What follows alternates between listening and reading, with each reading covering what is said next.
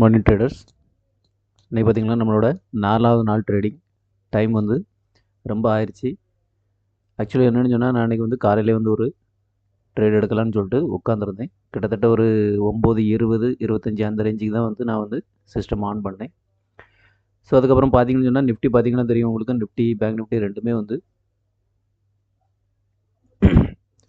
கரெக்டாக ஒரு சின்னதாக ஒரு கேப் அப் ஆரம்பிச்சிட்டு அங்கேருந்து சடனாக ஒரு 1, 2, 3, 4, 5, 6, 7 கிட்டத்தட்ட ஒரு 10 நிமிஷமாக மார்க்கெட் வந்து எந்த வித ரெக்கவரும் இல்லாமல் டைரெக்டாக வந்து மேலே வந்து வந்துருச்சு. ஓகேவா?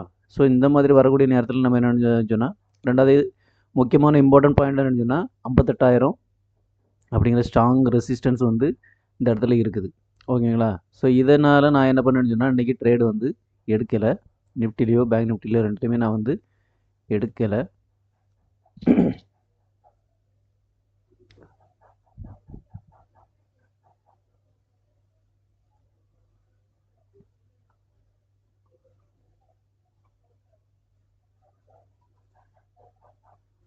பார்த்தீங்கன்னா தெரியும், நிஃப்டிலையும் வந்து சேம் சரசரன்னு ஒரு 10 நிமிஷத்தில் கேண்டில் வந்து மேலே போயிடுச்சு. ஸோ நம்மளுக்கான ட்ரேடு வாய்ப்பு வந்து இன்றைக்கி கிடைக்கல. அதனால் நான் என்ன பண்ணேன்னு சொன்னாக்கி, என்னோடய ஆர்டரில் பார்த்தீங்கன்னா தெரியும், ஹுண்டாய் அப்படிங்கிற ஷேரை வந்து ஒரு 50 குவான்டிட்டி நம்மகிட்ட இருக்க 20,000 ரூபாய்க்கு வந்து ஒரு 50 குவான்டிட்டி வந்து இன்ட்ராடே பண்ணலான்னு சொல்லிட்டு நான் செலக்ட் பண்ணி வச்சுருந்தேன்.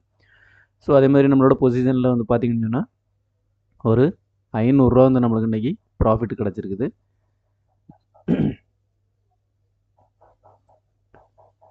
ஹுண்டாய் ஷேரோட சார்ட்டு பாருங்கள். சார்ட்டு பார்த்தீங்கன்னு சொன்னால் உங்களுக்கு தெரியும். 1 மினிட் சார்ட் வந்து நான் வந்து எடுக்கிறேன்.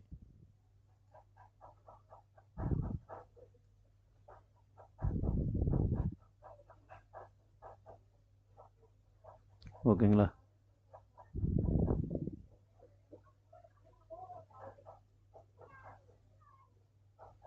கிட்டத்தட்ட ஒரு 2032. ஸோ இந்த ரேஞ்சுக்கு வந்து வாங்கியிருந்தேன்.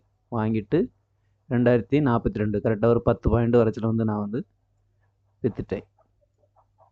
சரிங்களா? ஒரு 10 பாயிண்ட் தான் நம்மளுக்கு வந்து ப்ராஃபிட் பண்ண முடிஞ்சு. அதுக்குமே கொஞ்சம் டைம் எடுத்துச்சு.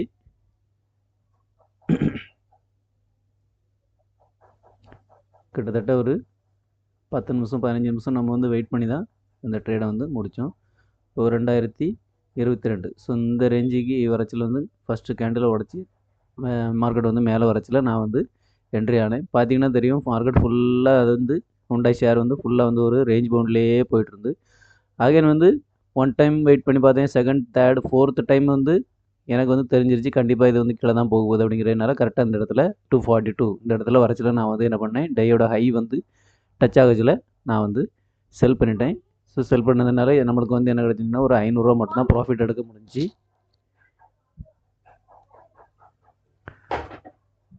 ஓகே. ஸோ இன்றைக்கான ட்ரேடு வந்து நம்மளுக்கு ஹுண்டாயில் தான் எடுக்க முடிஞ்சு.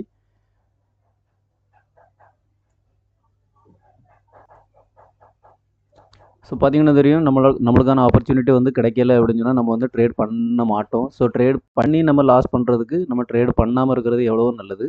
ஸோ அதுதான் இன்றைக்கி நடந்திருக்குது. நம்ம ஆப்பர்ச்சுனிட்டி வந்து மிஸ் பண்ணிட்டோம். மிஸ் பண்ணிட்டோங்கிறத விட நம்மளுக்கான தேவை கரெக்டான வந்து செட்டப் வந்து நம்மளுக்கு இன்றைக்கி வரல. நம்ம 1 மினிட் கேண்டில் வச்சு பண்ணக்கூடிய அந்த செட்டப் வந்து இன்றைக்கி வரல. ஸோ அதனால் நம்ம ட்ரேட் எடுக்கலை. வேறு ஒரு இதில் எடுத்து நம்மளால் ஒரு சின்ன ப்ராஃபிட் பண்ண முடிஞ்சு. ஸோ அவ்வளோதான். சரிங்களா?